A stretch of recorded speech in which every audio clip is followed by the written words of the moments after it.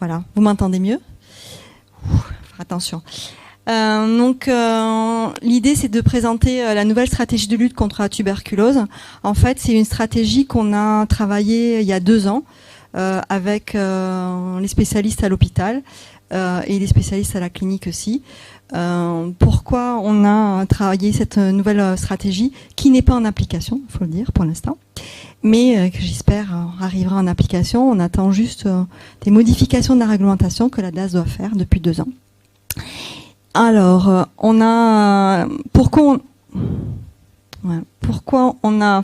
qu'est-ce qu'on va faire aujourd'hui? On va expliquer pourquoi on a modifié la stratégie. On va donner les nouvelles définitions. L'OMS a changé vraiment les définitions par rapport à la tuberculose. On va vous expliquer les stratégies futures d'enquête qui modifient complètement les enquêtes pour les patients qui sont autour des patients qui sont contagieux. Et surtout les nouveaux traitements préventifs qui sont préconisés par l'OMS et qu'on va préconiser aussi, avec aussi les préconisations de l'OMS sur le dépistage systématique de certaines populations. Donc en fait, pourquoi on a travaillé sur une nouvelle stratégie? Eh ben, c'est simplement parce que il y a des nouvelles recommandations. Donc l'OMS a émis des nouvelles recommandations pour essayer d'éliminer la tuberculose dans le monde. L'objectif de l'OMS, c'est c'est supprimer la tuberculose en 2030. On n'y arrivera pas, hein, ça c'est sûr pour nous, c'est raté déjà. Mais en tout cas, c'est l'objectif de l'OMS, c'est supprimer la tuberculose dans le monde en 2030. Et pourquoi nous, on s'est penché sur ce problème-là? Parce que ces 30 dernières années, on a eu une baisse très très très importante de l'incidence de la tuberculose, mais on reste sur des chiffres qui sont très élevés et qui sont encore problématiques pour nos populations, avec que certaines populations qui sont atteintes bien évidemment. Donc on a à certains endroits des incidences dans certaines communes, dans certaines tribus, même des incidences qui sont très très élevées. Donc si on regarde l'incidence, on voit que en 66, donc il y a 57 ans, il y a 57 ans, on était à plus de 200 pour 100 000 habitants, et là en 2021 on était à 10,7. Donc là on a vraiment baissé. L'an dernier on est à 9, mais on reste toujours sur des taux qui sont assez élevés. Vous voyez, si on regarde bien, depuis 2004 à peu près, on est stable et on baissera pas plus, et on baisse pas plus. Donc l'objectif, c'est pour baisser plus, il faut changer notre stratégie, et donc c'est sur ça qu'on a travaillé, sur des modifications à la stratégie avec les nouvelles recommandations. Donc maintenant on parle plus de primo-infection tuberculeuse et on parle de avant on disait la PITL, la primo-infection tuberculose latente, on disait aussi la patente qui était finalement une tuberculose maladie. Donc maintenant on parle de tuberculose infection, c'est-à-dire que la personne a été infectée, donc on a des signes biologiques comme quoi il y a une infection, mais il n'y a pas de signe de la maladie. Et on parle de tuberculose maladie quand il y a les signes de la maladie. Donc il n'y a plus que 2 définitions. Soit on a une tuberculose infection, soit on a une tuberculose maladie. Donc on parle aussi de contacts.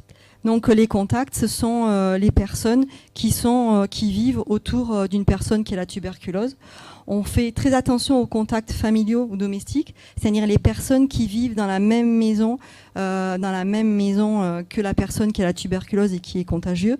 Et chez nous ici, en tout cas, on étend la famille. On va à la maison, on va voir qui c'est qui vit autour, qui c'est qui vit là, qui c'est qui dort là, qui c'est qui mange là, parce que ça peut être très étendu comme beaucoup moins étendu, mais en règle générale, quand on a une tuberculose dans une tribu, enfin dans une famille en tribu, on va regarder beaucoup plus large, parce que pour peu qu'il y ait eu un mariage, un deuil, tout le monde est resté ensemble pendant des semaines, et là la contagion c'est facile. Et les contacts étroits, c'est ceux qui vivent sous le même toit, exactement sous le même toit, qui mangent ensemble, qui passent beaucoup de temps ensemble. Mais ça peut être aussi, suivant le métier que font les gens, s'ils sont dans un bureau côte à côte ou s'ils font un travail de force mais dans un endroit fermé, et en fait, ces gens-là, ils peuvent être contaminés. Donc, on fait vraiment, quand on fait les enquêtes et qu'on regarde les contacts pour les enquêtes, on regarde pour les enfants le milieu scolaire, On regarde pour les adultes et la famille, bien évidemment, et pour les adultes, la famille au sens large et le travail, si les gens travaillent. Donc, au niveau des enquêtes, alors je ne sais pas si vous avez déjà participé à des enquêtes, en règle générale, jusqu'à maintenant, et maintenant encore, quand on a un patient tuberculeux, on fait la liste des contacts, et ensuite, quand il est bacillifère, quand il est donc contagieux, on va regarder tout le monde, on va faire, à tous les enfants de moins de 16 ans, on leur fait une IDR. Les adultes, on ne fait pas d'IDR. On fait à tout le monde un examen clinique, on fait à tout le monde une radio pulmonaire, et on fait ça à M0 et on fait ça à M2, M3. On le fait en systématique 2 fois. Dans les nouvelles recommandations qu'on mettra en place quand on arrivera à avoir la modification de la réglementation, c'est différent. Pour les enfants de moins de 5 ans, on va d'abord faire un examen clinique. Soit il y a des signes cliniques, et là c'est à l'hôpital pour faire la suite du bilan. On recherche une tuberculose évolutive, en sachant que les enfants de moins de 5 ans, c'est vraiment important parce que le risque de contagion, il est très très important. Soit c'est négatif, et à ce moment-là, pour les enfants, et ça c'était un travail qui a été fait avec les pédiatres, dans les recommandations de l'OMS, on ne fait pas de radio. Mais ici, les pédiatres, ils ont absolument voulu faire une radio parce qu'ils ne sont pas tranquilles, ils sont inquiets.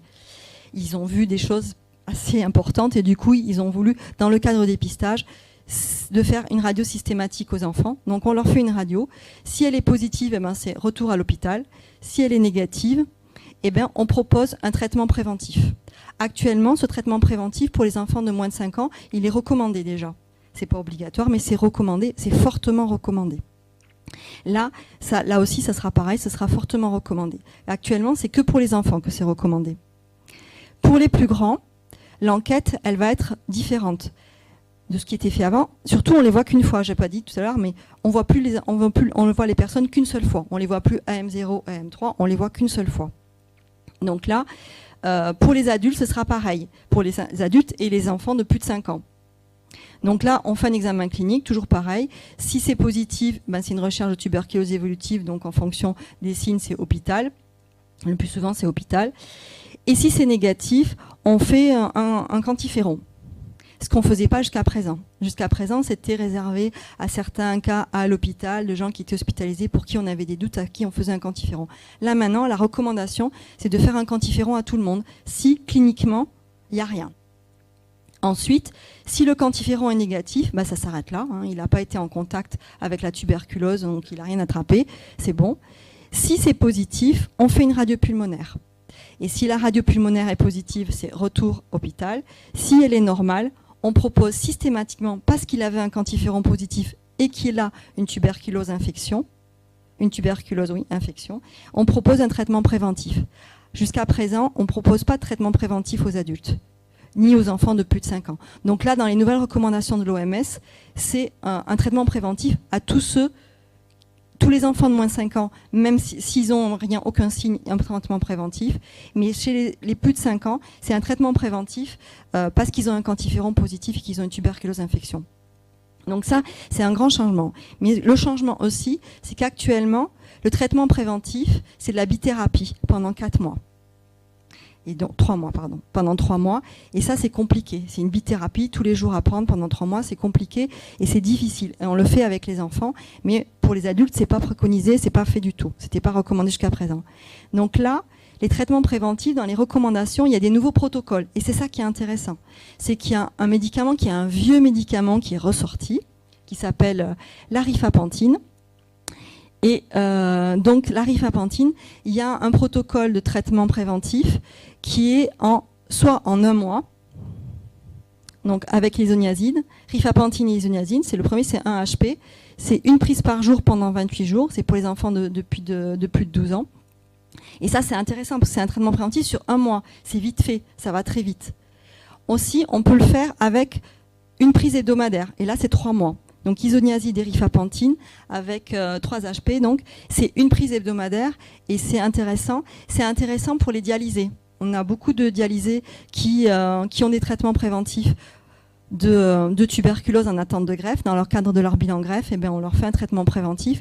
Et eux, c'est intéressant parce que du coup, comme ils vont à la dialyse, à la dialyse, on peut leur donner 1 fois par semaine un traitement préventif et on est sûr qu'ils l'auront correctement pris. C'est ça la difficulté. Et ensuite, on reste sur le traitement classique de 3 HR, isoniazine et rifapentine, pendant 3 mois, une prise par jour. Donc là, la difficulté qu'on a mais qu'on a résolue, c'est-à-dire que le laboratoire ne veut pas nous vendre de rifapentine. Parce qu'en fait, il est en conflit avec l'Europe et la France, entre autres, parce qu'il a mis un tarif très élevé et que l'Europe ne veut pas payer ce tarif-là. Donc nous, on a dit qu'on n'était pas en Europe, mais il n'en a rien à faire. Donc on est passé par l'OMS et en fait l'OMS va nous vendre la rifapentine. Donc on a réussi à avoir cette rifapentine. Donc on aura la rifapentine. On a déjà vu. Ça va passer par l'hôpital. C'est-à-dire que c'est l'hôpital qui va acheter la rifapentine et qui va la donner aux grossistes, qui vont la revendre. L'hôpital va la vendre aux grossistes qui vont eux-mêmes la vendre aux pharmacies. Donc pour les gens, ça ne changera rien, ils iront à la pharmacie. Mais pour le circuit du médicament, il a fallu tout organiser, c'est un peu compliqué, mais on est arrivé au bout, on arrive à l'importer, et c'était pas gagné l'importation, et en plus, donc, ils pourront aller chercher à la pharmacie. Donc ça c'est intéressant, parce que les nouvelles recommandations, donc c'est un traitement préventif de tous ceux qui auront une tuberculose infection, pas maladie mais infection, et du coup on peut faire pour les adultes un traitement sur 1 mois, et ça c'est vraiment pratique, c'est vite fait, et si on le fait tout au début où la personne est malade autour devant eux et la personne, le conjoint ou le parent proche est malade, et ben ils seront motivés pour prendre le médicament pendant que 1 mois. Et l'objectif en fait de ce traitement préventif, c'est éviter que dans 20 ou 30 ans, quand ils seront vieux et moins bien immunisés, avec une immunité qui est défaillante, qu'ils développent une tuberculose. L'objectif il est là en fait. Et j'arrive à la fin, vous avez vu, c'est rapide, hein, t'as vu, je ne vais pas faire les 20 minutes. Hein. Et donc, dans les recommandations de l'OMS, il est aussi préconisé de faire un dépistage systématique dans certaines zones. C'est-à-dire que si vous avez une prévalence supérieure à 0,5%, eh bien, on dit qu'il faut faire un dépistage systématique. Justement, on a discuté, quand on a travaillé sur ce protocole, on a discuté avec les néphros et on a regardé dans leur population de dialysés quel était le taux. Et en fait, ils sont à 1,5%. Donc eux, ce qu'on a convenu avec eux, c'est que quand le protocole il serait en place, la première année, ils vont faire un dépistage systématique de tous les patients dialysés. Et ensuite, à l'entrée dans la dialyse, il y aura un dépistage systématique de la tuberculose. On a des tribus, dont une, je pense à une tribu à Ponéréouin, où on doit être à 4 ou 5%.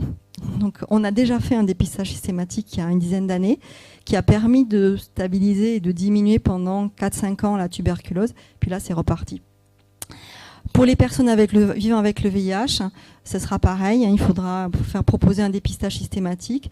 Après, la périodicité de ce dépistage pour les patients avec VIH, c'est pas très clair. Il faudra rediscuter avec les gens qui les suivent. Donc le dépistage systématique, bien évidemment, comme on a dit tout à l'heure, c'est les contacts familiaux et proches d'un cas index. C'est les dialysés, comme on a dit tout à l'heure, et la prévalence, elle est plus importante. Et l'établissement pénitentiaire. Alors si j'ai pendant une année essayé de joindre les médecins qui s'occupent du centre pénitentiaire, sans résultat. Mais donc on ne sait pas du tout ce qui se passe au centre pénitentiaire par rapport à la tuberculose.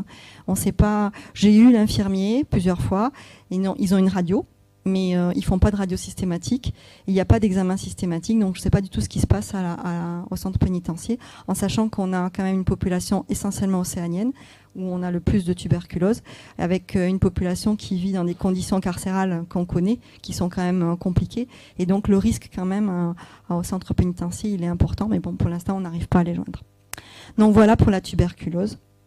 Et c'est fini. Donc ces nouvelles préconisations, ces nouvelles prises en charge, ces nouveaux traitements préventifs, ils ne pourront se mettre en place que quand la réglementation sera fermée. Actuellement, le quantiferon n'est pas pris en charge. Donc pour pouvoir le faire en systématique dans le cadre des enquêtes, il faut qu'il soit pris en charge. Merci la DAS d'avancer sur cette réglementation. Et la